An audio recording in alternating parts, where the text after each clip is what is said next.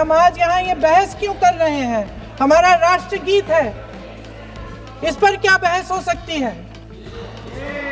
हम ये बहस यहाँ आज 2 वजहों से कर रहे हैं।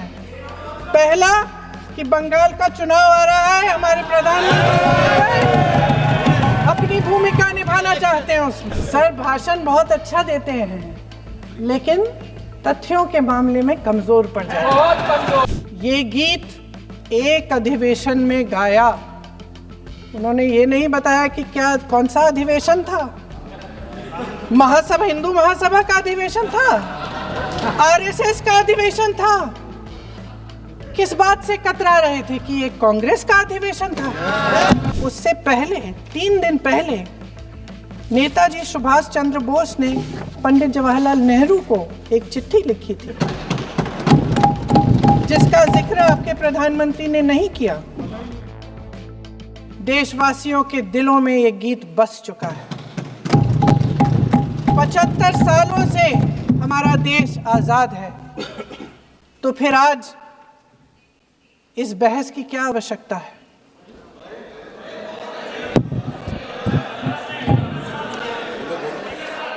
हमारा यहाँ मकसद क्या है? जनता से हमें दिया गया दायित्व, जनता का विश्वास, उनके प्रति हमारी जिम्मेदारी, हम किस तरह से इसका इस्तेमाल कर रहे हैं, हमें ये सोचना चाहिए। क्योंकि अब इस मोड़ पर हम इस सदन में अपने राष्ट्रगीत पर भी बहस करेंगे। आपने बहस मांगी है, आपने बहस मांगी है। आप तो इलेक्टोरल रिफॉर्म्स की बहस नहीं मांग रहे थे कि जब तक हम इस पर बहस नहीं करेंगे तब तक उस पर बहस नहीं होगी। इसकी वजह क्या है? इसकी वजह क्या है? हम आज यहाँ ये बहस क्यों कर रहे हैं? हमारा राष्ट्रगीत है, इस पर क्या बहस हो सकती है? हम ये बहस यहाँ आज 2 वजहों से कर रहे हैं। पहला कि बंगाल का चुनाव आ रहा है, हमारे प्रधानमंत्री अपनी भूमिका निभाना चाहते हैं उसमें। और दूसरी वजह ये है, ये मकसद है, पुरानी मकसद इनकी अध्यक्ष महोदय, कि जिन्होंने स्वतंत्रता की लड़ाई लड़ी, जिन्होंने देश के लिए बड़ी बड़ी कुर्बानियां दी, उन पर सरकार नए आरोप लादने का मौका चाहती है। देश का ध्यान फिर से जनता के ज्वलंत मुद्दों से भटकाना चाहती है। यही एक मकसद है आपका मकसद है कि हम फिर से उसी अतीत में मंडराते रहें, उसी की तरफ हम देखते रहें जो हो चुका है, जो बीत चुका है। क्योंकि ये सरकार वर्तमान और भविष्य की ओर देखना ही नहीं चाहती, वे इस काबिल ही नहीं रही। सच्चाई ये है अध्यक्ष महोदय कि आज मोदी जी वह प्रधानमंत्री नहीं रहे जो एक समय में थे। सच ये है कि ये दिखने लगा है, उनका आत्मविश्वास घटने लगा है, उनकी नीतियां देश को कमजोर कर रही हैं। और मेरे सत्ता पक्ष के साथी चुप इसलिए हैं क्योंकि अंदर अंदर से वे भी इस बात से सहमत हैं। अध्यक्ष महोदय, इनके भी अपने लोग दबी जबान में कहने लगे हैं कि सारी सत्ता को केंद्रित करने से देश का नुकसान हो रहा है। इस बीच अगर हम अतीत की बातें नहीं करेंगे तो कौन सी बातें करेंगे? ये किसी और बात के काबिल ही नहीं है, सिर्फ ध्यान भटकाना है जनता का। इसलिए आज हम वंदे मातरम पर चर्चा कर रहे हैं। वंदे मातरम देश के कण कण में जीवित है, इस पर बहस नहीं हो सकती। लेकिन चलिए, आपने बहस मांगी, आप बहस करना चाहते हैं, बहस करते हैं। आज इस चर्चा को प्रधानमंत्री जी ने शुरू किया, उन्होंने भाषण दिया और इसको कहने में कोई झिझक नहीं है कि भाषण अच्छा देते हैं, थोड़ा सा लंबा, लेकिन भाषण अच्छा देते हैं। सिर्फ एक कमजोरी है, अगर आप इजाजत दें तो मैं बोलूं। एक कमजोरी है, हाँ उसी पे बोल रहे हैं, वंदे मातरम पे बोलो आप। अब सर अब सर मैंने तारीफ कर ली, आज थोड़ा आज और भी विषय बोलने वंदे मातरम का है, तो हम वंदे मातरम पर ही रखें, ठीक रहेगा। सर ये वंदे मातरम पे ही है। सर आपने प्रधानमंत्री जी तक सुना था, अब तो शुरू नहीं हुए। सर भाषण बहुत अच्छा देते हैं, लेकिन तथ्यों के मामले में कमजोर पड़ जाते हैं। बहुत कमजोर। इसमें भी एक कला होती है कि तथ्यों को किस तरह से जनता के सामने रखा जाए। मैं तो नई हूं, जनता की प्रतिनिधि हूं, कलाकार तो नहीं हूं। इसीलिए मैं भी सदन के सामने कुछ तथ्य रखना चाहती हूं, लेकिन सिर्फ तथ्य के रूप में रखना चाहती हूं।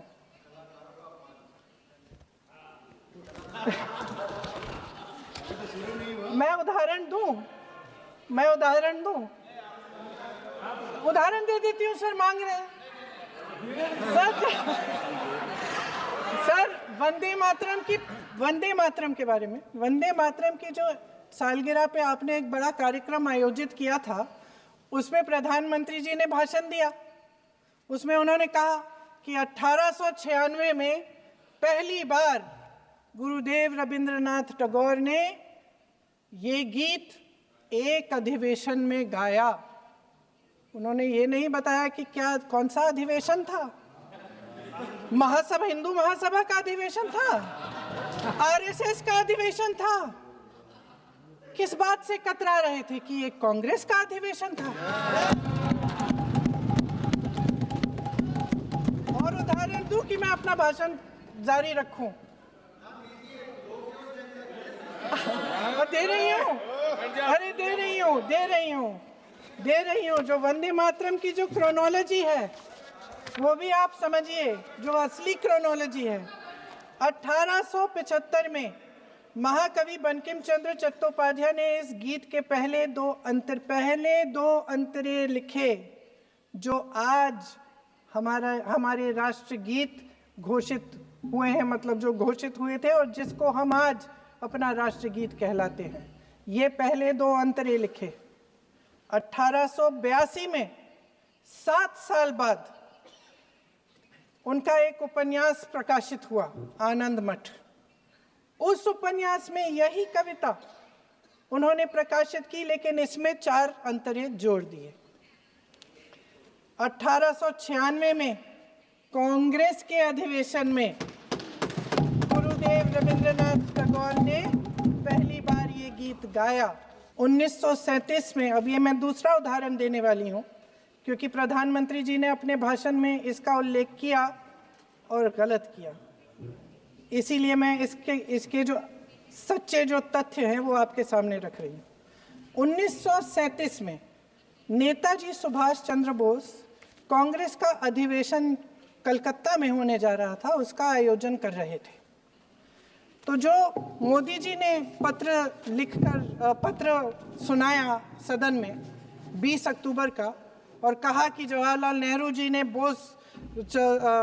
नेताजी को ये चिट्ठी लिखी और ये कहा कि इस पर चर्चा होनी चाहिए। उससे पहले 3 दिन पहले नेताजी सुभाष चंद्र बोस ने पंडित जवाहरलाल नेहरू को एक चिट्ठी लिखी थी,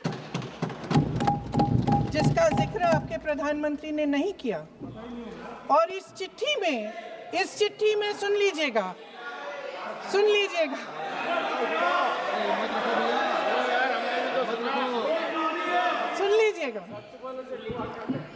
आप नेताजी के लफ्ज नहीं सुनना चाहते? बंगाल का चुनाव आ रहा है।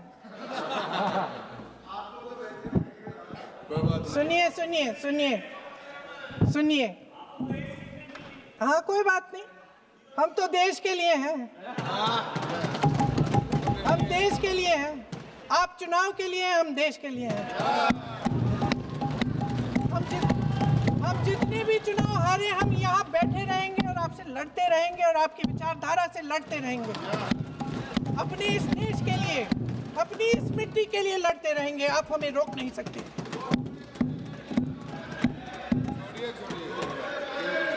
सुन लीजिए सुभाष चंद्र बोस जी ने क्या कहा। सुन लीजिए।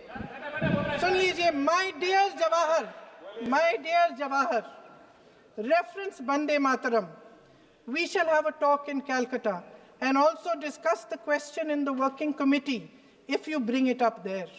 I have written to Dr. Tagore to discuss this matter with you when you visit Santi Niketan. Please do not forget to have a talk with him when you visit Santi Niketan. ये 17 अक्टूबर को लिखी जाती है। 10 अक्टूबर को नेहरू जी इसका जवाब देते हैं और आपके और 20 अक्टूबर को, हाँ ठीक है, 20 अक्टूबर को नेहरू जी इसका जवाब देते हैं। इस जवाब की एक पंक्ति प्रधानमंत्री जी ने सुनाई, बाकी पंक्तियां क्यों नहीं सुनाई? क्योंकि उनमें नेहरू जी क्या कह रहे हैं? There is no doubt that the present outcry against Bande Mataram is to a large extent a manufactured one by the communalists. Whatever we can do, whatever we do, we cannot pander to communalists' feelings, but to meet real grievances where they exist. I have decided now to reach Calcutta on the 25th morning.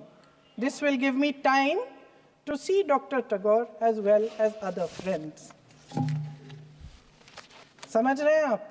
प्रधान चुप है तो समझ ही गए होंगे। फिर क्या होता है? फिर नेहरू जी कलकत्ता जाते हैं और गुरुदेव जी से मिलते हैं और उसके अगले दिन गुरुदेव जी एक चिट्ठी लिखते हैं जिसमें वो लिखते हैं, अंग्रेजी में चिट्ठी है, उसका एक अंश मैं आपको हिंदी में बता देती हूँ, जिसमें गुरुदेव जी कहते हैं कि जो दो अंतरे हमेशा गाए जाते थे उनका महत्व इतना गहरा था कि उस हिस्से को कविता के शेष हिस्से तथा पुस्तक के उन अंशों से अलग करने में उन्हें कोई कठिनाई नहीं थी। उन्होंने ये कहा कि स्वतंत्रता संग्राम में हमेशा से वही दो अंतरे ही गाए जाते थे और उनको गाते हुए कुर्बानी देने वाले सैकड़ों शहीदों के सम्मान के लिए उन्हें ऐसे ही गाना उचित रहेगा। उन्होंने यह भी कहा कि बाद में जोड़े गए अंतरों का सांप्रदायिक मायना निकाला जा सकता है और उस समय के माहौल में उनका इस्तेमाल अनुचित होगा। इसके बाद 28 अक्टूबर 1937 में कांग्रेस की कार्य समिति ने अपने प्रस्ताव में वंदे मातरम को राष्ट्रगीत घोषित किया। उन्हीं दो अंतरों को कार्य समिति की बैठक में महात्मा गांधी जी, नेताजी सुभाष चंद्र बोस, पंडित नेहरू, आचार्य नरेंद्र देव जी, सरदार पटेल जी, गुरुदेव रविंद्रनाथ टैगोर जी सब मौजूद थे। इस प्रस्ताव के ये सभी महापुरुष इस प्रस्ताव से सहमत थे। आगे क्या होता है ये भी सुना लूं।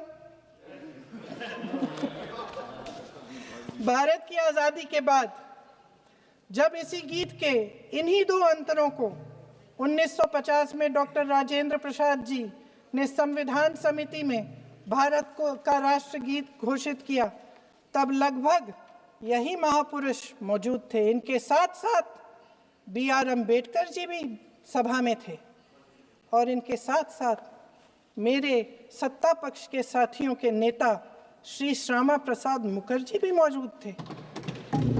वही दो अंतरे राष्ट्रगीत घोषित किए, किसी ने कोई आपत्ति जारी नहीं की, कोई आपत्ति नहीं जताई। वंदे मातरम के स्वरूप पर सवाल उठाना जिसे संविधान सभा ने स्वीकार किया, न सिर्फ उन महापुरुषों का अपमान करना है जिन्होंने अपने महान विवेक से ये निर्णय लिया, मगर एक संविधान विरोधी मंशा को भी उजागर करता है। क्या सत्ता पक्ष के हमारे साथी इतने अहंकारी हो गए हैं कि अपने आप को महात्मा गांधी जी से, रविंद्रनाथ टैगोर जी से, राजेंद्र प्रसाद जी से, बाबा साहब अम्बेडकर जी से, मौलाना आजाद जी से, सरदार पटेल जी से, सुभाष चंद्र बोस जी से बड़ा समझने लग गए हैं? मोदी जी का अपने भाषण में ये कहना कि राष्ट्रगीत को एक विभाजनकारी सोच द्वारा काटा गया, उन सब महापुरुषों का अपमान है जिन्होंने अपना पूरा जीवन इस देश की आजादी की लड़ाई में झोंक दिया। अंग्रेजी में कहते हैं कि once and for all let's close the chapter. Close कर लीजिए, देश सुन लेगा क्या क्या शिकायतें हैं, किसने क्या किया, इंदिरा जी ने क्या किया, राजीव जी ने क्या किया, परिवारवाद क्या होता है, नेहरू जी ने कौन सी गलतियां की, सुना लीजिए, फिर खत्म। उसके बाद बेरोजगारी, महंगाई,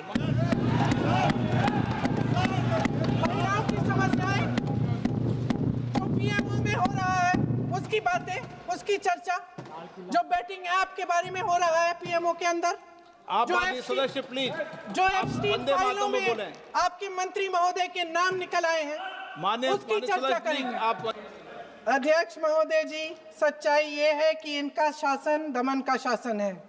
इनकी राजनीति दिखावे की राजनीति है, इवेंट मैनेजमेंट की राजनीति है, चुनाव से चुनाव तक राजनीति है, तरह तरह के ध्यान भटकाने वाले मुद्दों की राजनीति है। वंदे मातरम इस देश की उन्हीं उम्मीदों की गुहार है जिन्हें आपका शासन हर रोज ठुकरा रहा है।